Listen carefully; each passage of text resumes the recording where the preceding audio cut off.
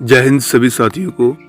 आज आपको इस वीडियो में बताएंगे कि ऐसे प्रोडक्ट्स जो आप अपने घरों में इस्तेमाल करते हैं, एक वेबसाइट के माध्यम से आपको बता रहे हैं कि किस तरह से गाय का कत्ल करके बनाई जाती हैं सैकड़ों चीज़ें। आप भी इस्तेमाल करते होंगे ये प्रोडक्ट, तो सावधान रहिएगा। भारत में कुल 3600 बड़े कत्ल खाने हैं जिनके पास पशुओं को काटने के लाइसेंस हैं जो सरकार ने दे रखे हैं। इसके अलावा 35,000 से अधिक छोटे मोटे कत्ल खाने हैं जो गैर कानूनी ढंग से चलते हैं। कोई कुछ पूछने वाला नहीं है। हर साल 4 करोड़ पशुओं का कत्ल किया जाता है, जिसमें गाय, भैंस, सूअर, बकरा, बकरी, ऊंट और भी कई अन्य जानवर शामिल हैं। मुर्गियां कितनी काटी जाती हैं इसका कोई रिकॉर्ड नहीं है। गाय का कत्ल होने के बाद मांस उत्पन्न होता है और मांसाहारी लोग उसे भरपूर खाते हैं। भारत के 20% लोग मांसाहारी हैं जो रोज़ मांस खाते हैं और सब तरह का मांस खाते हैं। मांस के अलावा दूसरी जो चीज़ प्राप्त की जाती है वो है तेल, उसे टैलो कहते हैं। जैसे गाय के मांस से जो तेल निकलता है उसे बीफ टैलो और सूअर की मांस से जो तेल निकलता है उसे पोर्क टैलो कहते हैं। इस तेल का सबसे ज़्यादातर उपयोग चेहरे में लगाने वाली क्रीम बनाने में होता है, जैसे Fair and Lovely, Pond's, Emami इत्यादि। यहाँ पर हम किसी कंपनी के खिलाफ नहीं हैं, लेकिन जो वेबसाइट के माध्यम से हमें देखने को मिल रहा है वो आप समझ सकते हैं। ये तेल क्रीम बनाने वाली कंपनियों से खरीदा जाता है और जैसा कि आप जानते हैं कि मद्रास हाई कोर्ट में श्री राजीव दीक्षित जी ने विदेशी कंपनी फेयर एंड लवली के खिलाफ केस जीता था, जिसमें कंपनी ने खुद माना था कि हम इस फेयर एंड लवली से सूअर की चर्बी का तेल निकालते हैं, तेल मिलाते हैं। तो कत्ल खानों में मांस और तेल के बाद जानवरों का खून निकाला जाता है।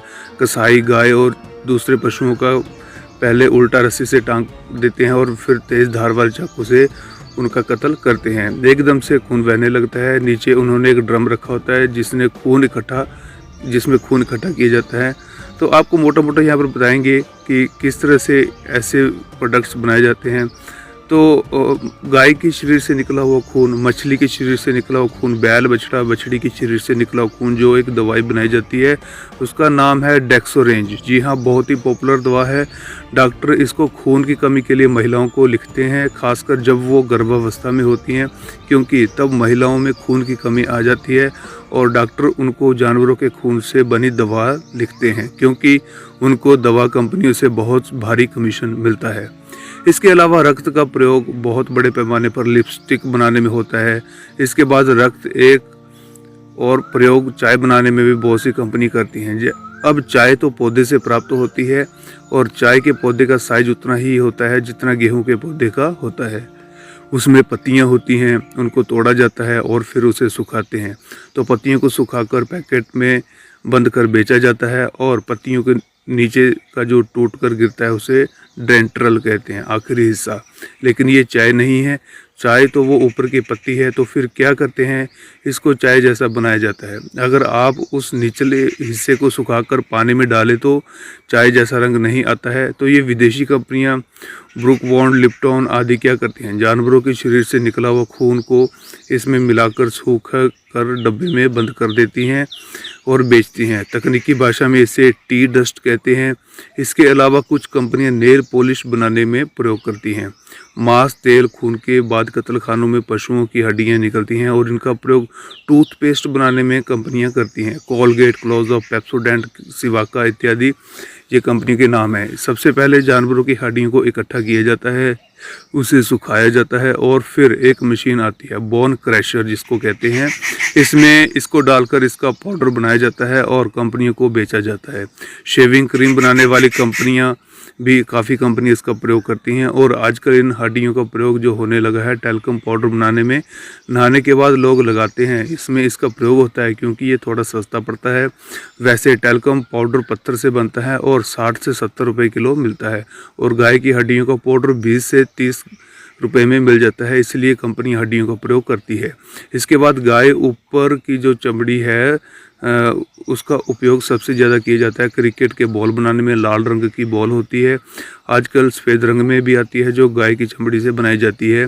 गाय के बछड़े की चमड़ी का प्रयोग ज़्यादा होता है बॉल बनाने में। दूसरी एक बॉल होती है फुटबॉल। क्रिकेट बॉल तो छोटी होती है पर फुटबॉल बड़ी होती है, इसमें और ज़्यादा प्रयोग होता है गाय के चमड़े का। आजकल और एक उद्योग में इस चमड़े का उपयोग बहुत हो रहा है जूते चप्पल बनाने में। अगर आप बाज़ार से कोई ऐसा जूता चप्पल खरीदते हैं जो चमड़े का है और बहुत ही सॉफ्ट है और तो 100% गाय के बछड़े के चमड़े से बना होता है, और अगर हार्ड है तो ऊंट और घोड़े के चमड़े का होगा। इसके अलावा चमड़े का प्रयोग पर्स, बेल्ट जो हम बांधते हैं उसमें होता है। इसके अलावा आजकल सजावट के सामान में भी इन सब का प्रयोग किया जाता है। तो गाय और गाय जैसे जानवरों का जो कत्ल किया जाता है उसके बाद 5 वस्तुएं मुख्य रूप से यहाँ पर दर्शाई गई हैं। नंबर 1 पर मांस निकाल कर जो लोग मांसाहारी होते हैं उनके लिए मांस अवेलेबल होता है, मांस मुहैया करवाया जाता है। चर्बी का तेल जो कॉस्मेटिक बनाने में प्रयोग होता है। खून निकालना, क्योंकि जो अंग्रेजी एलोपैथी दवाइयाँ चाय बनाने में, नेल पॉलिश और लिपस्टिक आदि में ये इस्तेमाल होता है। हड्डियों का प्रयोग, इसका प्रयोग toothpaste, tooth powder, shaving cream में और टेल्कम पाउडर आदि में किया जाता है। चमड़े का प्रयोग, इसका प्रयोग क्रिकेट बॉल, फुटबॉल और जूते, चप्पल, बैग, बेल्ट आदि में किया जाता है। जैसा कि हमने अभी पहले पढ़ा कि 35,000 कत्लखाने हैं और 4 करोड़ गाय, भैंस, बछड़ा, बकरी, ऊंट आदि काटे जाते, तो इनसे जितना मांस उत्पन्न होता है वो बिकता है। चर्बी का तेल बिकता है, खून बिकता है, हड्डियां और चमड़ा बिकता है।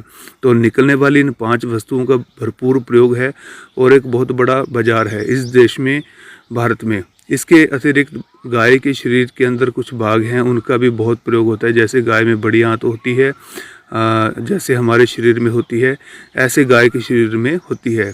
तो जब गाय को कत्ल किया जाता है तो बड़ी आंत अलग कर ली जाती है और इसको पीसकर गिलेटिन बनाई जाती है, जिसका बहुत ज़्यादा प्रयोग आइसक्रीम, चॉकलेट, कैप्सूल आदि में किया जाता है। इसके अलावा Maggi, pizza, burger, hot dog, chow mein के वेस्ट मटेरियल बनाने में भरपूर होता है। और एक जेली आती है रेड ऑरेंज कलर की, इसमें जिलेटिन का प्रयोग बहुत होता है। आजकल जिलेटिन का उपयोग साबूदाना में होने लगा है जो हम उपवास में खाते हैं। तो ये सब वस्तुओं को जो जानवरों के कत्ल के बाद बनाई जाती हैं और हम जाने अनजाने में इनका उपयोग अपने जीवन में करते रहते हैं। और कुछ लोग अपने आप को 100% हिंदू कहते हैं, 100% हिंदू कहते हैं, शाकाहारी कहते हैं और कहीं ना कहीं इस मांस का प्रयोग कर रहे हैं और अपना धर्म भ्रष्ट करते हैं। तो यहाँ पर एक न्यूज़पेपर का आर्टिकल भी यहाँ पर दिया है कि नेस्ले के उत्पाद में भी घोड़े का मांस जो है मिलाया गया है। तो आप इन सब से बचें, अपना धर्म भ्रष्ट होने से बचाएं। एक बात हमेशा याद रखें, टीवी पर दिखाए जाने वाले विज्ञापन एड्स को देखकर घर में कोई वस्तु ना लाएं, इनमें ही सबसे बड़ा धोखा है। जैसे चॉकलेट का विज्ञापन आता है, कैडबरी, नेस्ले आदि, कोक, पेप्सी का आता है, फेयर एंड लवली आदि क्रीमें, कोलगेट, क्लोजअप, पेप्सोडेंट आदि इत्यादि टूथपेस्ट हैं। तो आप अपने दिमाग से काम लें, इन सब चीज़ों से बचें, क्योंकि विज्ञापन उन्हीं वस्तुओं का दिखाया जाता है जिनमें कोई क्वालिटी नहीं होती। देशी गाय का घी बिना विज्ञापन के बिकता है, नीम का दातुन बिना विज्ञापन के बिकता है, गन्ने का रस बिना विज्ञापन के बिकता है। विज्ञापन का सिद्धांत है, गंजे आदमी को भी कंगा बेच दो। एक ही बात को बार बार दिखाकर आपका ब्रेन वॉश करना है, ताकि आप सुन कर एक दिन उसे अपने घर में उठा लाएं।